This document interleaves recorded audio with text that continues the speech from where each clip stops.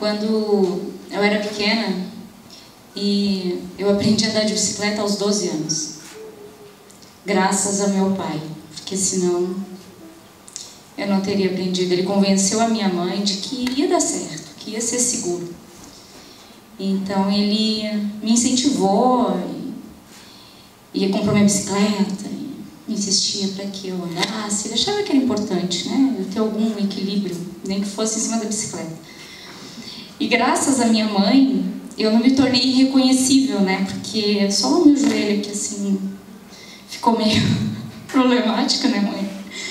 Porque ela me cuidou, né? Então, mesmo que eu fosse para as aventuras, eu sabia que eu podia contar com ela para cuidar de mim, para limpar as minhas feridas quando eu voltasse para casa.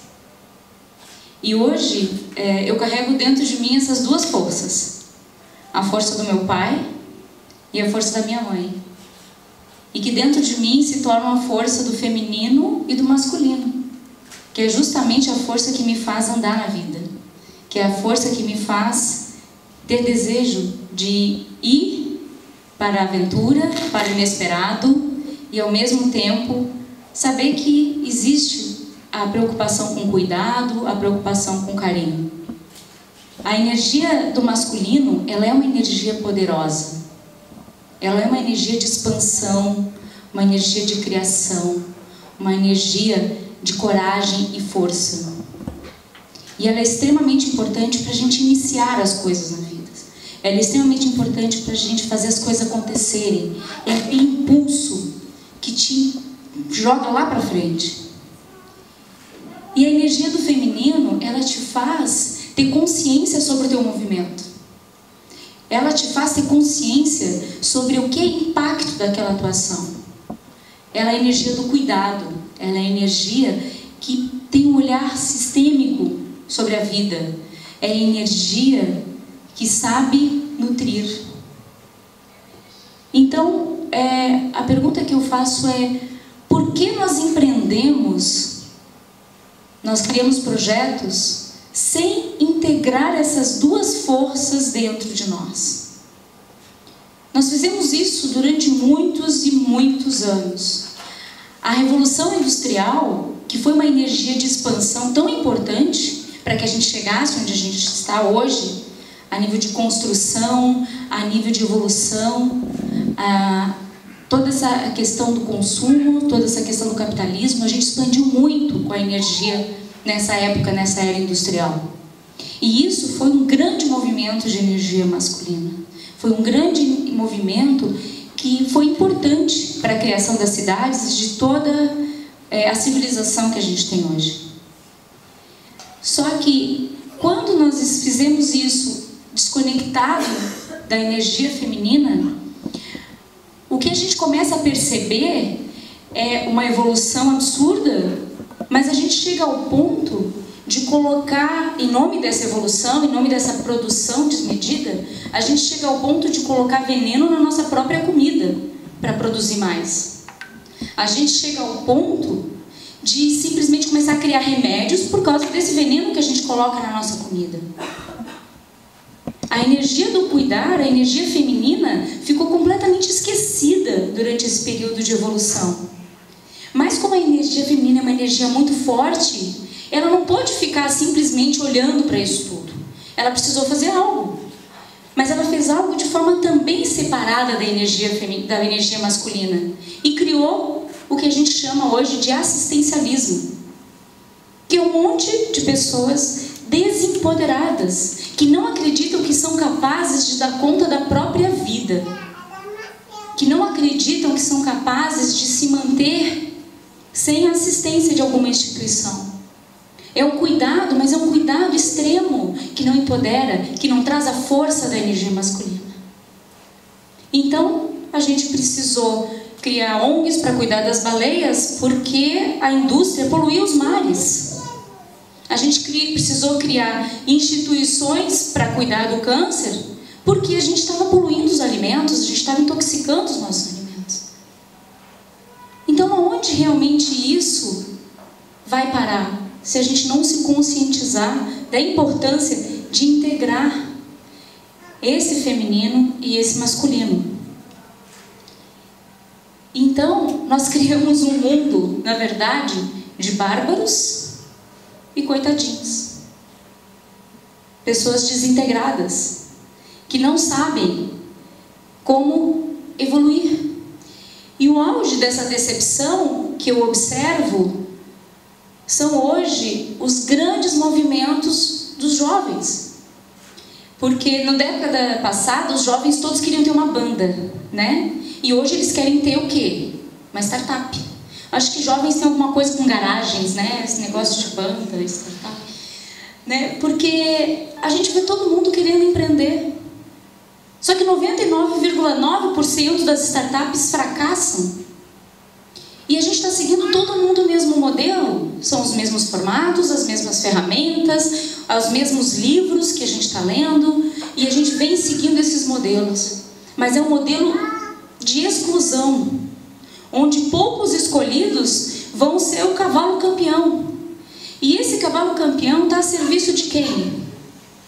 Quem que realmente orquestra uma fábrica de seres humanos inteligentes que trabalham 100 horas por semana para talvez receber um investimento?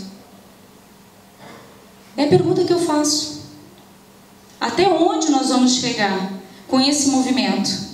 Se a gente não resgatar o essencial, se a gente não resgatar aquilo que realmente nos constituiu, esse nosso poder de andar na vida íntegros, tendo a percepção de impacto do que nós estamos vivendo. Então eu fico imaginando a energia feminina e a masculina se reencontrando no alto daquela pedra lá, quem sabe, e olhando para baixo pensando assim: puxa, que saudade dos tempos que os povos, quando matavam um animal, agradeciam a vida dada para matar a fome. Que saudade do tempo onde a gente respeitava o tempo da terra, o ciclo da vida, de nutrir e de colher. A gente não teria tantos desertos, talvez, hoje, por esse movimento. Então, o que fazer? O que fazer? A mudança, ela não vai vir das pessoas que estão lá precisando de um prato de comida, mas ela também não vai vir das pessoas que estão orquestrando esse capitalismo. A mudança vai vir de pessoas como nós, que acreditam que é possível fluir na vida com abundância, fluir na vida de forma íntegra. Então, a partir disso, começa a nascer um novo olhar.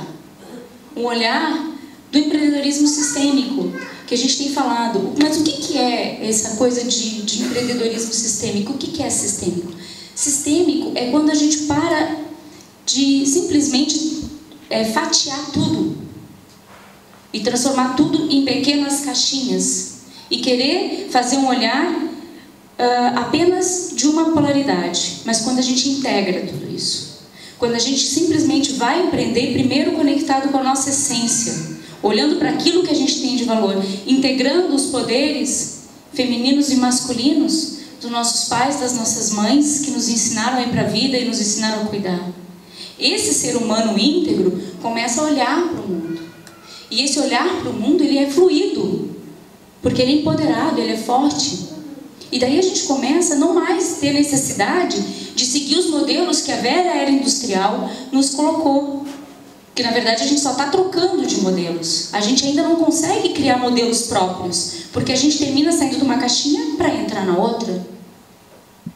Então, quando a gente fala de empreendedorismo sistêmico, nós estamos falando disso. Nós estamos falando de empresas mais orgânicas. Nós estamos falando de modelos de negócios mais interdependentes, mais interconectados, onde a gente consegue co-criar uma nova comunidade, onde a gente consegue co-criar os negócios. E muitas vezes as pessoas acham que isso é romantismo, mas não é. É a forma mais abundante, porque ela não é exclusiva, ela não é para poucos. Hoje nós sabemos que o problema da fome no mundo, ele só existe justamente porque a cadeia produtiva, existe uma perda absurda Save Foods Brasil tem dados sobre isso. E a gente sabe que o problema da soja poderia ser resolvido se a gente empreendesse, todos na cadeia, de forma mais sistêmica. Então, realmente, o problema não é que falta, não é que não tem para todo mundo. É que não ter para todo mundo é interessante, porque gera escassez. E a escassez gera competição, e a competição alimenta o capitalismo. Então, a gente precisa acreditar que é abundante. E como é que a gente acredita que é abundante? O que a gente vai levar na mala desse novo empreendedorismo? Quais são as ferramentas? Aonde a gente vai se inspirar? Se a gente não se inspira em modelos, se a gente não se inspira em livros, a gente se inspira na organização mais inteligente do planeta, que é a natureza.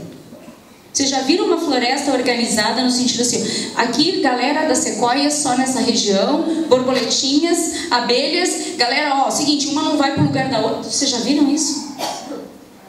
A floresta é interdependente. Ninguém é menos importante ou mais importante no ecossistema. Então a gente tem muito para aprender com a natureza. A gente sabe que a biomimética traz exemplos de alta tecnologia sendo desenvolvida, espelhadas justamente na natureza. Trens-balas foram criadas, espelhadas num furão, que tem a capacidade de penetrar água sem fazer vácuo. Então, quer dizer, a inteligência está ou não na natureza. Então, por que a gente vai buscar referências em livros, se a gente pode simplesmente olhar para as árvores?